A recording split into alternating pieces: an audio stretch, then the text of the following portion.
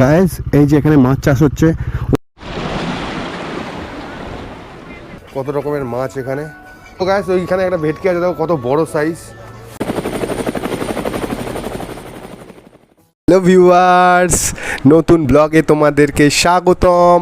হঠাৎ করে প্ল্যান, একদম হঠাৎ করে প্ল্যান, দীঘার উদ্দেশ্যে রওনা অলরেডি দিয়ে ফেলেছি। বাড়ি থেকে 100 কিলোমিটার অন্ততপক্ষে চলে এসেছি। আমি বেতুয়া থেকে কাটোয়া হয়ে বর্ধমান দিয়ে NH2 ধরে যাচ্ছি দীঘা। এখন বাজে 5:10। এখান থেকে টাইম দেখাচ্ছে গুগলজি, কতক্ষণ টাইম বলছে? 4 ঘন্টা 58 মিনিট টাইম বলছে। তো বেশি সময় নষ্ট না করে কিছু খাবার খেয়ে আমরা বেরিয়ে পড়লাম দীঘার উদ্দেশ্যে। শক্তিগড়ের ওপর দিয়ে আমরা সোজাসুজি বেরিয়ে গেলাম কোনা এক্সপ্রেস হাইওয়ের দিকে। তারপর পৌঁছে গেলাম কোলাঘাট। একটা চায়ের দোকান দেখে দাঁড়ালাম একটু টিফিন করার জন্য। তো গাইস এই মুহূর্তে আছি কোলাঘাটে, এখন একটু চা খাবো। চাটা খেয়ে আবার বেরিয়ে পড়বো। বন্ধুরা কি বলবো, এত সুন্দর বাইক রাইড করলাম, আস্তে আস্তে দীঘার অনেক কাছে পৌঁছে গেলাম। আর তার মধ্যে দীঘার রাস্তা এত সুন্দর কি বলবো। শেষ এসেছিলাম 2019-এ, তো তখন যে রাস্তা ছিল আর এখনকার রাস্তার মধ্যে অনেক পার্থক্য। তারপর আমরা চলে আসলাম দীঘা গেটের সামনে। তো আজকের রাতটা আর কিছু দেখানোর নেই, ঘুম থেকে উঠে তোমাদেরকে দেখাচ্ছি। তোমরা ওয়েট করছো আমি বুঝতে পারছি। তো চলো নেক্সট দিনে দেখা হচ্ছে। The next morning. নতুন দিনে আবার তোমাদেরকে স্বাগত। তো আজকের প্ল্যান পুরো দীঘা সিটি ঘুরবো। তো আমাদের স্পেশাল একটা প্লেস আছে যেটা হচ্ছে উদয়পুর বিচ। তো ওটা আমার প্লাস তার সাথে রিয়ারও খুব ফেভারিট জায়গা। তো সেখানেই যাবো, ওখানে তোমাদেরকে ড্রোন শট দেখাবো, সিনেমাটিক শট দেখাবো, এনজয় করবো। আজকের প্ল্যানটা পুরো উদয়পুরের জন্য। বন্ধুরা আমরা ওল্ড দীঘাতে আছি, ওল্ড দীঘা থেকে বেরিয়ে যাচ্ছি এখন উদয়পুর বিচের দিকে। তো দেখো এটা হচ্ছে দীঘা স্টেশন। আমি ট্রেনে করে অনেকবার এসেছি, খুব ভালো লেগেছে আমার। এই দেখো কত পাবলিক নেমেছে দেখো ট্রেন থেকে। এখন ট্রেনের টাইম, হ্যাঁ 10টা বাজে মনে হয়, দেখি। আরে ইয়ার ঘড়ি 10টা একদম একদম একদম ট্রেন ঢুকলো। আর এই টাইমেই ট্রেন ছাড়ে আবার একটা হাওড়া যাওয়ার জন্য। এটা দীঘা স্টেশন, খুব সুন্দর। দীঘা তোমরা ট্রেনে করে আসলে খুবই সস্তা, টিকিটের ভাড়াও কম, তোমরা রিল্যাক্সে আসতে পারবে। এবার চলো, এটা হচ্ছে নিউ দীঘা। স্টেশনের দিক থেকে এসে এবার নিউ দীঘার ভেতরের দিকে ঢুকলাম। এবার একটা দোকান দেখে আমরা দাঁড়ালাম, কারণ সকাল থেকে কিছু খাইনি, তাই ব্রেকফাস্ট করার জন্য একটা বৌদির দোকানে দাঁড়ালাম। সেখানে গিয়ে আমরা শর্ট টোস্ট আর চা খেলাম। শর্ট টোস্ট আর চা খাওয়ার পর এবার আমরা বেরিয়ে যাচ্ছি উদয়পুরের রাস্তাতে। ভেতর দিয়ে রাস্তা আছে, হাই রোড দিয়ে না গেলেও হবে, ভেতর দিয়ে সুন্দর রাস্তা করেছে। তো সেই রাস্তা দিয়ে আমরা চলে যাচ্ছিলাম উদয়পুরের উদ্দেশ্যে। ফাইনালি বন্ধুগণ আমরা পৌঁছে গেছি উদয়পুর বিচ। এই যে দেখতে পাচ্ছ তোমরা, আমরা জাস্ট তোমাদের সাথে দুই একটা কথা বলতে বলতে পৌঁছেই যাব উদয়পুর বিচের সামনে। এই দেখো এখান থেকে স্টার্ট হলো উদয়পুর বিচের পার্কিং প্লেস। এখানে তুমি পার্কিং করতে পারো, ঠিক আছে। দেখো, হ্যাঁ ভাইয়া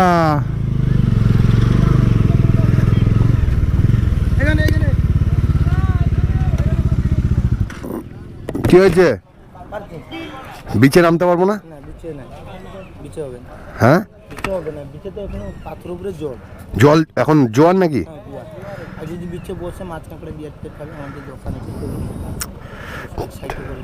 আচ্ছা ঠিক আছে, আগে গাড়িটা তো পার্কিং করি। কোথায়? বাইক পার্কিং করে বিচের ধারে চলে আসলাম। এসে দেখছি জোয়ার চলছে। আমরাও আমাদের টেবিল পেতে বসে পড়লাম বিচের ধারে, আর সাথে কাঁকড়া আর পাবদার মজা নিতে নিতে শুরু করলাম এনজয়মেন্ট।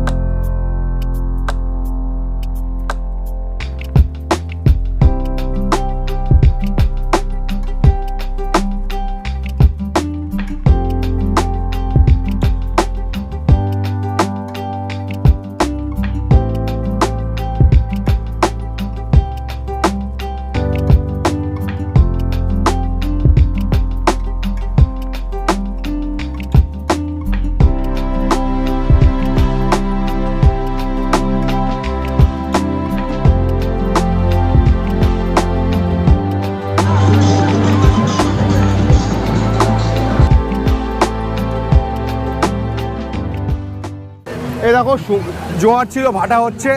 তো এখন চলো তোমাদেরকে দেখা, এই ধরনের নৌকাগুলো নিয়ে মাছ ধরতে যায়। এ দেখো জাল দেখতে পাচ্ছ, এগুলো নিয়ে মাছ ধরতে যায়। এ দেখো নৌকাগুলো নিয়ে আসছে, পার করছে। ভাই কখন যাবি আবার মাছ ধরতে? ভাই সকালবেলা। সকালবেলা কটার সময় যাস?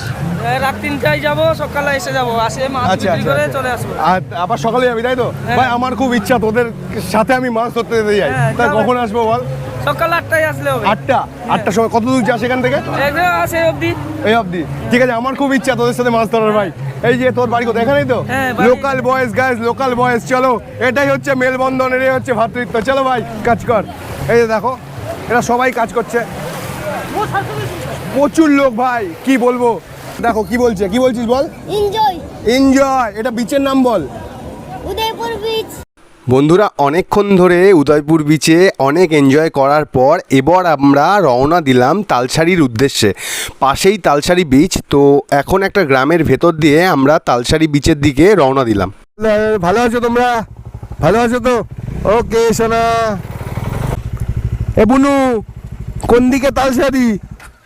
তালসারি কোন দিকে? কোন দিকে? এদিকে?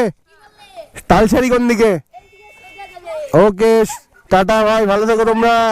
ওকে এনজয় করো, আবার দেখা হবে কোনো না কোনো দিন। সো বন্ধুরা এখন আমরা তালসারিতে চলে এসেছি। এটা হচ্ছে তালসারি। তো এখানেও একটা সুন্দর স্পট, অনেক বছর আগে এসেছিলাম, বাবা রিয়ার সাথে আসলাম আমি এখানে। খুবই সুন্দর জায়গা, দীঘা থেকে 7 কিলোমিটার দূরে তালসারি গাইস। এ দেখো দেখতে পাচ্ছ তোমরা, এরকম সারি সারি দোকান আছে, সবাই আছে এখানে। এখানে লাল কাঁকড়া পাওয়া যায়, মাটির ভেতর থেকে ওঠে আবার ঢুকে যায়।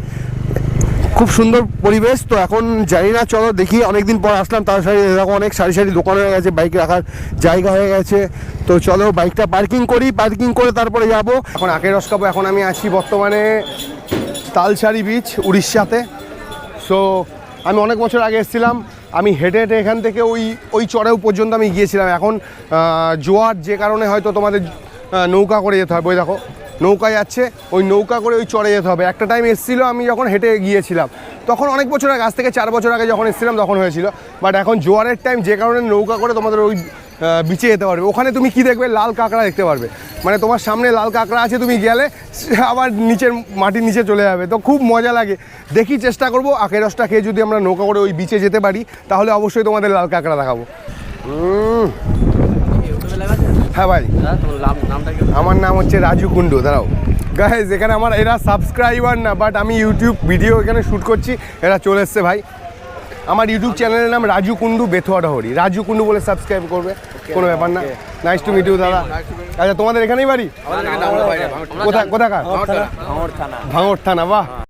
সো গাইজ তালসারি বিচে এসে এগুলো দেখো, দেখলাম চীনামাটির না এগুলো, এগুলো সব চীনামাটির। এই আন্টি বেচছে। তোমরা তালসারি বিচে আসলে আপনি এখানে বসেন তো নাকি? কাকিমা সবসময় থাকে, সেগুলো আপনারা কিনতে পারেন। দেখ আমি একটা ভুল করেছিলাম, আমি আমার হেলমেটটাকে এখানে রেখে চলে গিয়েছিলাম, কারণ মূল্যবান সম্পদ এটা আমার। আমাকে যেতে হবে আমার বাড়িতে, তো হেলমেটটা আমি এখানে রাখতে পারি না।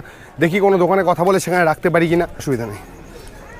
তো গাইস দেখো, এখানেও তুমি ম্যানেজ করতে পারবে। এরকম সাইডে যে দোকানগুলো আছে তারাও হেল্প করে। এখানে এসে তুমি তোমার জুতো, হেলমেট এই ধরনের জিনিসগুলো রাখতে পারবে, কোনো অসুবিধা নেই। তুমি কেন নিয়ে যাবে বয়ে?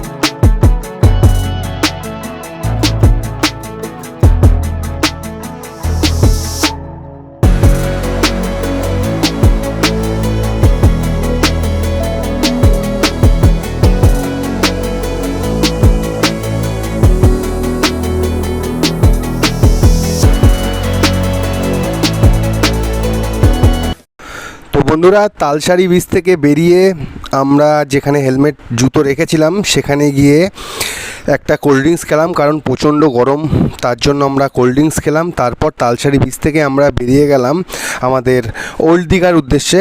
তো তারপর পৌঁছে গেলাম আমাদের রুমে গিয়ে ফ্রেশ হয়ে লাঞ্চ করার জন্য একটি হোটেলে গেলাম। সেখানে গিয়ে আমরা ভেজ থালি খেলাম। ভেজ থালি খেয়ে এবার আমরা বিচের দিকে গেলাম, যেখানে লাঞ্চ করে বেরোলাম, কিচ্ছু খেতে পারিনি। দোকানের মালিক বলছে বৌদি ভাত নষ্ট করলো, পয়সা নিবি?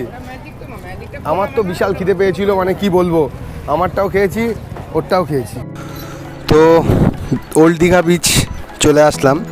ওল্ড দীঘা বিচে এসে এখানে একটু ঘুরলাম। ঘোরাঘুরির পর, কারণ আজকে সকাল থেকে অনেক ঘুরেছি, অনেক মস্তি করেছি, ওর জন্য এবার একটু শরীরটা টায়ার্ড লাগছে, তাই এখানে বেশিক্ষণ টাইম কাটাতে পারলাম না, কারণ এবার একটু ঘুম পাচ্ছে। তাই আমরা এখানে একটু ঘুরে রুমে চলে গেলাম। রুমে গিয়ে এতটাই টায়ার্ড ছিলাম যে ঘুমিয়ে পড়েছিলাম। ঘুম থেকে উঠে দেখি সন্ধ্যে 7টা বাজে। তারপর বাইক নিয়ে বেরিয়ে পড়লাম নিউ দীঘার উদ্দেশ্যে। সেখানকার মার্কেট ঘুরলাম, তারপর স্পেশালি যেটা খাবার ইচ্ছা ছিল মাছ ভাজা, তো ওখানে দেখলাম যে মাছ ভাজা বিক্রি হচ্ছে। তো আমার ফেভারিট চিংড়ি আর কাঁকড়া, আমি সেটা খেয়ে দেখলাম। তারপর আশেপাশে মার্কেট ঘুরলাম, বিচের ধারে গেলাম, তারপর বেরিয়ে গেলাম, কারণ নেক্সট দিনেও তোমাদেরকে কিছু না কিছু ভিডিও দেখাতে হবে, কারণ কিছু কিছু প্লেস আমরা তো কভার করতে পারিনি, সেটা নেক্সট দিন যাব। তাই আজকের ভিডিওটা এখানেই সমাপ্ত করলাম।